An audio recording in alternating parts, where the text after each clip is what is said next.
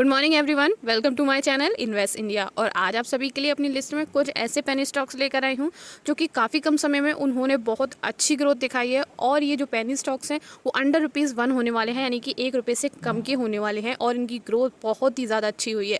साथ ही साथ हम बात करेंगे कि उनमें ऐसा क्या हुआ कि इतनी जल्दी इनमें इतनी ग्रोथ हुई। साथ ही साथ हमें इन स्टॉक में पैसा अपना लगाना भी चाहिए या नहीं लगाना चाहिए, यानी कि ये सिर्फ शॉर्ट टर्म के लिए ग्रोथ है या फिर इनमें आगे भी ऐसी ग्रोथ आपको देखने को मिलेगी। ये सारी चीज़ें हम यहाँ पर डिस्कस करेंगे।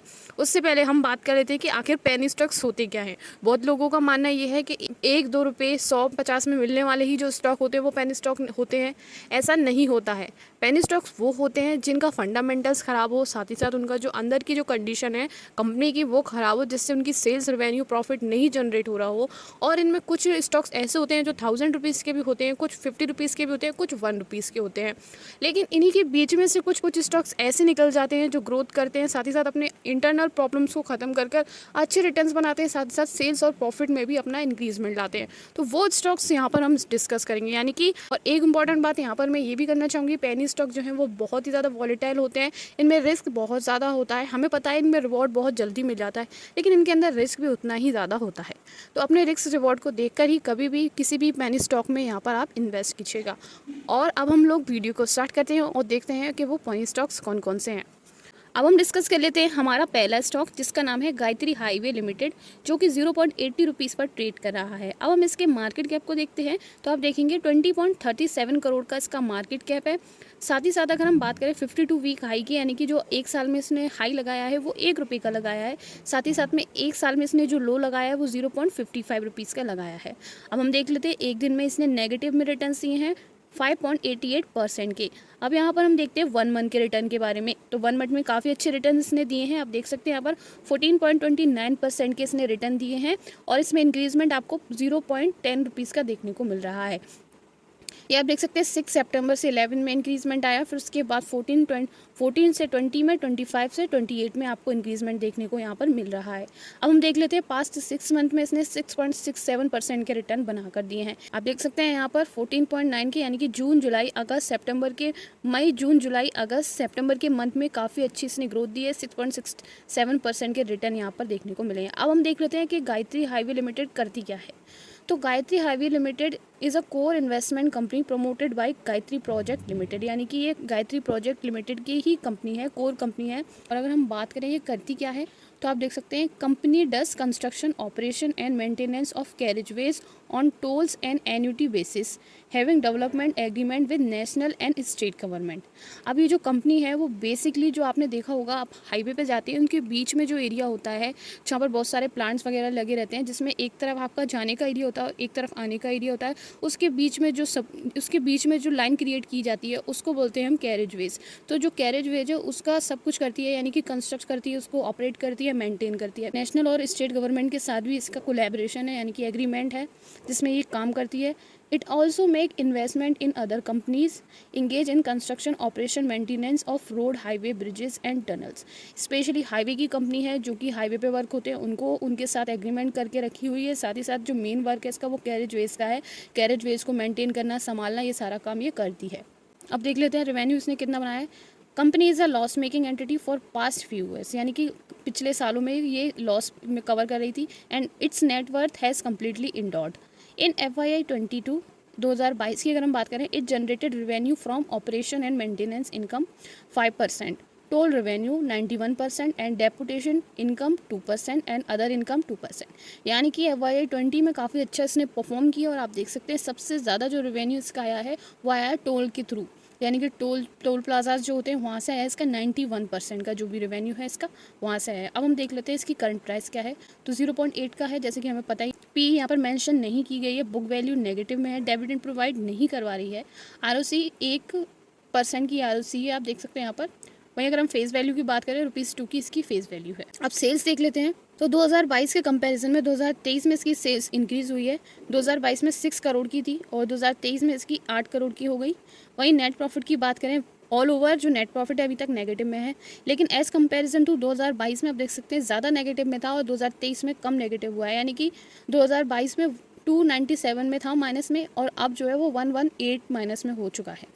प्रमोटर्स होल्डिंग्स की अगर हम बात करें तो 2022 से लेके 2023 तक प्रमोटर्स जैसे के तैसे बने हुए हैं। 61.16% के प्रमोटर 2022 में थे, 2023 में भी उतने ही हैं, 2000 हैं। वहीं आप देख लीजिए FIIs की मैं बात करूं तो दिसंबर में 2022 में 4.09% थे, जो कि डिक्रीज हुए हैं 4.08%, और अभी भी जून में 4.08% ही बने हुए हैं। पब्लिक की मैं बात करूं तो पब्लिक में भी कोई ज़्यादा फ्लक्चुएशन नहीं देखने को मिला है, 34.77% की पब्लिक है। अगर स्टॉक प्राइस की हम बात करें तो 3 साल में 32% के CAGR के साथ वो इंक्रीज हुई। अब हम लोग देख लेते हैं हमारा नेक्स्ट स्टॉक, जो कि है ARC फाइनेंस लिमिटेड।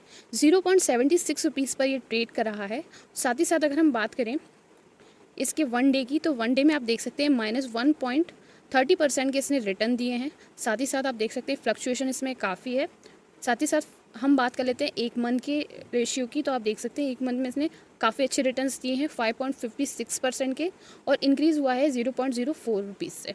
आप देख सकते हैं 0.72 पर ये ट्रेड कर रहा था, और मैक्सिमम इसने वेडनेसडे 20 सितंबर को लगाया है 0.79 रुपीज़ का। हमारा 0.78 का नेक्स्ट लगाया है, जो कि है वेडनेसडे 27 सितंबर को। अब हम देख लेते हैं यहाँ पर इसको 6 मंथ के ऊपर, तो 6 मंथ में भी आप देख सकते हैं अगस्त के अंदर इसने 0.80 का लगाया था, जो कि हाई था, और आप देख सकते हैं फ्लक्चुएशन में सबसे मैक्सिमम जो है 6 मंथ में वो अगस्त के अंदर ही आया, यानी कि 2023 में काफ़ी अच्छा ये कंपनी ने ग्रोथ आपको देखने को मिल रही है। अब हम बात कर लेते हैं इसके मार्केट कैप की, तो आप देख सकते हैं 38.38 करोड़ का मार्केट कैप है। PE काफ़ी ज़्यादा है इसकी, 175.93 की PE है। 52 वीक हाई की अगर हम बात करें तो ये मैक्सिमम जो है एक साल के अंदर 1.10 रुपीज़ का पहुँचा है, और जो 52 वीक लो है वो मैक्सिमम यहाँ पर है 0.52 का। अब हम देख लेते हैं कंपनी करती क्या है। इनकॉर्पोरेट हुई है ये 1982 के अंदर। ARC finance limited provide various financial services, तो ये बेसिकली फाइनेंशियल सर्विसेज प्रोवाइड करवाती है कंपनी, और जो सर्विस ये ऑफर करती है वो है company trade in shares and lend secure and unsecure loans, यानी कि कंपनी बेसिकली लोन प्रोवाइड करवाती है। It's also accept loan advance and offer variety of financial services to its customer. The company is diversified into different business ranging from third-party product distribution to origination, unsecured personal loans, corporate loans. यानी कि basically ये loan की company है जो कि loan provide करवाती है, financial loan, corporate loans, ये सारे लोन्स ये प्रोवाइड करवाती है कंपनी। अब हम बात कर लेते हैं इसकी बुक वैल्यू की, तो 1 रुपीज़ की इसकी बुक वैल्यू है। डिविडेंड नहीं प्रोवाइड करवा रही है, डेट बहुत कम है, डेट फ्री कंपनी है। आप देख सकते हैं 0.29 की है, यानी कि नेटवर्थ की मैं बात करूं तो पॉजिटिव में नेटवर्थ है इसकी 51.6 करोड़ की। साथ ही साथ पॉजिटिव में ही इसका आप देख सकते हैं रेवेन्यू है, पॉजिटिव में ही इसका प्रॉफिट है 0.03 करोड़ का। वहीं ROE की मैं बात करूँ तो आप देख सकते हैं 0.64 की ROE है, ROC इसकी 2.46% की। अब हम बात करते हैं शेयर होल्डिंग पैटर्न की, तो दिसंबर 2022 में प्रोमोटर्स जो थे 12.02% थे, और जो कि मार्च 2023 में भी उतने ही बने हुए हैं, और जून में भी उतने ही बने हुए हैं। पब्लिक की अगर हम बात करें तो पब्लिक भी एज इट इज़ बनी हुई है। पब्लिक 2022 में जितनी थी उतनी ही मार्च 2023 में है, उतनी ही जून 2023 में है, और उसकी कॉन्सेंट्रेशन है 87.98%। अब हम बात करते हैं सेल्स की, तो आप देख सकते हैं सेल्स में मार्च से और 2022 में अगर हम बात करें मार्च में, तो 32.59 करोड़ की इसकी सेल्स थी, जो कि डिक्रीज़ हुई है 6.92 करोड़ की। आप देख सकते हैं नेट प्रॉफिट भी आप देख सकते हैं, नेट प्रॉफिट इंक्रीज़ किया गया है। नेट प्रॉफिट पहले था 0.28 करोड़ का, अब जो कि हो गया है 0.33 करोड़ का मार्च 2023 के अंदर। और स्टॉक प्राइस भी काफ़ी अच्छे CAGR के साथ इंक्रीज़ कर रही है, 104% के CAGR के साथ वो इंक्रीज़ कर रही है। अब हम बात कर लेते हैं थर्ड कंपनी की, तो थर्ड कंपनी है हमारी सिवाका बिजनेस एंड मशीन लिमिटेड। तो ये जो कंपनी है इसका शेयर है 0.85 रुपीज़ का, और एक दिन के अंदर इसने 1.19% के रिटर्न बना कर दिए हैं कंपनी ने। मार्केट कैप की मैं बात करूँ तो 9.16 करोड़ का इसका मार्केट कैप है। PE की मैं बात करूँ डिसेंट PE है, काफ़ी अच्छी PE है इसकी 18.39 की। वहीं अगर हम बात करते हैं 52 वीक हाई की, तो 1.69 रुपीज़ का लगाया है। 52 वीक लो इसने 0.71 का लगाया है। 5 डेज़ के अंदर अगर हम बात करें तो आप देख सकते हैं यहाँ पर 2.41% के रिटर्न इसने बनाकर दिए हैं, साथ ही साथ 0.02% की इंक्रीजमेंट के साथ।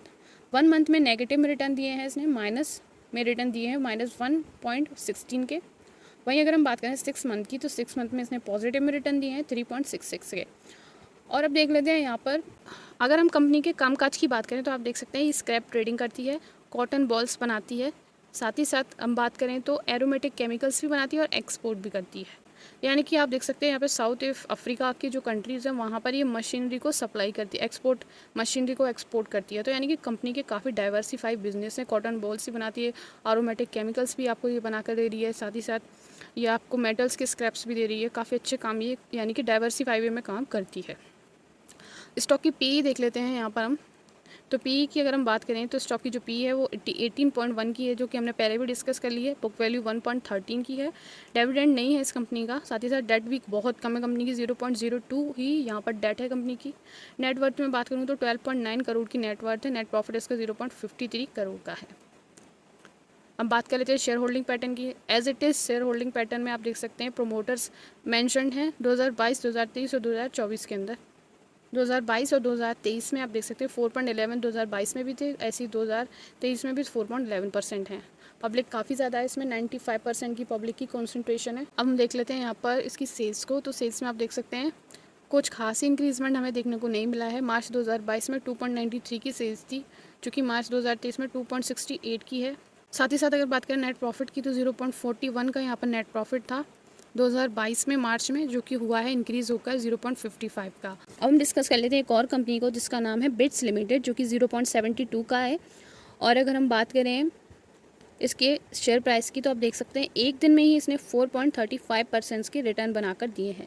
साथ ही साथ अगर हम बात करें 5 डेज़ के अंदर आप देख सकते हैं काफ़ी अच्छे रिटर्न इसने बनाकर दिए हैं। बहुत ही अच्छे से जंप कर रहा है ये शेयर। 27 से 29 सितंबर में आप देख सकते हैं 20% के इसने रिटर्न बनाकर दिए हैं सिर्फ और सिर्फ 5 डेज़ के अंदर। बात करें 1 मंथ की तो 1 मंथ में एकदम से बुलिश ट्रेंड में आपको देखने को मिल रहा है। ये ग्राफ 0.3 से सीधे 0.72 तक गया है। और रिटर्न्स की मैं बात करूँ बहुत ही अमेजिंग रिटर्न्स इसने बनाकर दिए हैं 105.71% के 0.37 के इंक्रीजमेंट के साथ।